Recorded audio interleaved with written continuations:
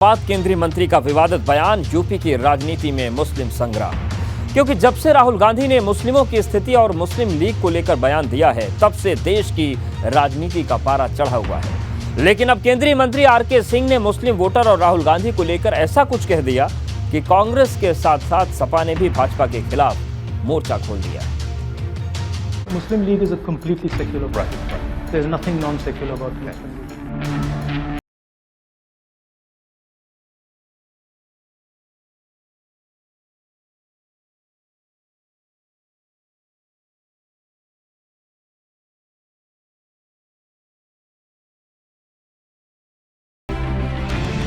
R K Singh का विवादित बयान, यूपी की राजनीति में मुस्लिम संग्राम। इन लोग का विकास नहीं किया उन्होंने मुसलमानों का, लेकिन उसको वोट बैंक के तौर पर इस्तेमाल किया। ये लोग मूर्ख हैं। 19% मुसलमान, 24 में पूरे होंगे अरमान। जैसे जैसे 24 का महासंग्राम नजदीक आ रहा है, मुस्लिम वोटर को लेकर राजनीतिक जंग तेज होती जा रही है। हर राजनीतिक दल मुस्लिम वोटर को अपने पाले में लाने में जुटा है, लेकिन केंद्रीय ऊर्जा मंत्री आरके सिंह ने मुस्लिम वोटर को लेकर ऐसा बयान दिया है कि देश के सबसे बड़े सूबे का पारा चढ़ गया है। ये लोग सोचते हैं कि एक वोट बैंक हम बना करके रखें। इन लोग का विकास नहीं किया उन्होंने मुसलमानों का, लेकिन उसको वोट बैंक के तौर पर इस्तेमाल किया। ये लोग मूर्ख हैं, वोट बैंक बन गए। अब कभी इसके वोट बैंक बन गए, कभी सपा के वोट बैंक बन जाते हैं। वोट बैंक बनने से थोड़े विकास होता है। एक्चुअली में लगातार जो भारतीय जनता पार्टी की प्रदेशों के चुनाव में हार हो रही है, इससे भारतीय जनता पार्टी के नेता बौखला गए। यह बौखलाहट है, क्योंकि लगातार चाहे देश हो विदेश हो, कर्नाटक के चुनाव का मामला रहा हो या अन्य जगह जो भारतीय जनता पार्टी को जिस तरीके से जनता नकार रही है, उसका असर आदरणीय केंद्रीय मंत्री जी पर मुझे लगता है दिखाई दे रहा है।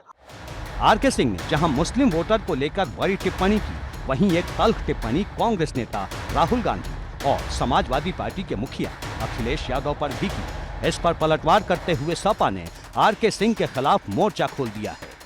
अखिलेश यादव के पटना जाएं या कहीं जाए उसको कोई प्रभाव पड़ने वाला है नहीं। उनके दिन अब समाप्त हो गए। अखिलेश यादव इसीलिए हैं क्योंकि उनके पिताजी ने एक पार्टी खड़ा की, तो ये पार्टी हो गई अब मुलायम सिंह यादव के परिवार की पार्टी। अब वो नहीं चलता है। बड़े खेद की बात है कि केंद्रीय मंत्री जी ने मुस्लिमों को मूर्ख कहा। राष्ट्रपति कलाम साहब भी मूर्ख थे, जाकिर हुसैन साहब भी मूर्ख थे।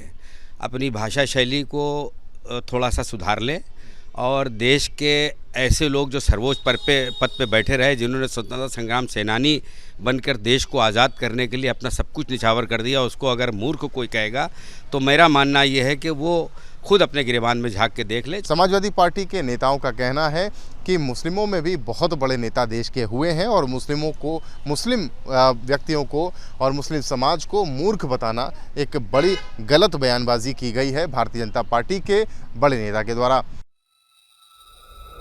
दरअसल जब से राहुल गांधी ने अमेरिका में मुस्लिमों की स्थिति पर अपनी राय रखी है, मुस्लिम वोट को लेकर सियासी गोलबंदी तेज हो गई है। मायावती निकाय चुनाव से ही दलित मुस्लिम समीकरण पर फिर से लौटती नजर आ रही हैं, तो कांग्रेस की तरफ से राहुल गांधी ने मोर्चा संभाल रखा है।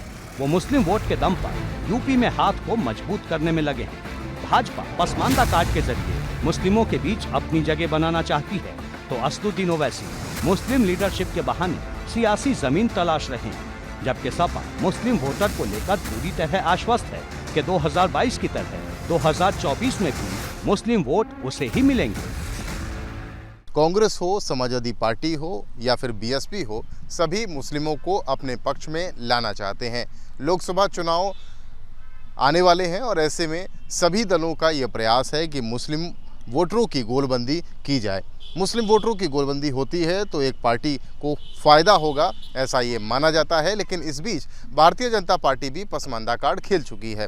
पसमानदा कार्ड खेलते हुए भारतीय जनता पार्टी बार बार, और भारतीय जनता पार्टी के नेता कह रहे हैं कि बहुत बड़ी संख्या में मुस्लिमों में पसमानदा समाज के लोग हैं, जिनको डबल इंजन की सरकार की तमाम योजनाओं का लाभ मिला है। यूपी में मुस्लिम वोटर की आबादी करीब 19% है, जिसका यूपी की कई लोकसभा और विधानसभा सीटों पर सीधा प्रभाव है। ऐसे इसी बात से समझ सकते हैं कि 2019 में विपक्ष के जीते हुए 16 सांसदों में से 6 मुस्लिम हैं, जिनमें ज्यादातर पश्चिमी यूपी से थे। 2022 के चुनाव में भाजपा को इन्हीं जिलों में सपा से सियासी मात खानी पड़ी थी। अगर आंकड़ों की बात करें तो यूपी की 80 में से 36 लोकसभा सीटें ऐसी हैं जहां मुस्लिम वोटर 20% से ज्यादा हैं। इनमें 40 से 50% मुस्लिम वोटर वाली 6 सीटें हैं, 30 से 40% मुस्लिम वोटर वाली 12 लोकसभा सीटें हैं, जबकि 20 से 30% वाली 18 लोकसभा सीटें हैं। मुस्लिमों के इसी प्रभाव को देखते हुए हर राजनीतिक दल मुस्लिमों को अपने साथ जोड़ना चाहता है, क्योंकि 2024 के लोकसभा चुनाव में अगर ये वोट बैंक एकजुट हुआ तो 26 लोकसभा सीटों पर सियासी उलटफेर हो सकता है।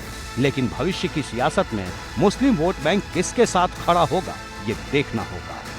एबीपी गंगा के लिए ब्यूरो रिपोर्ट।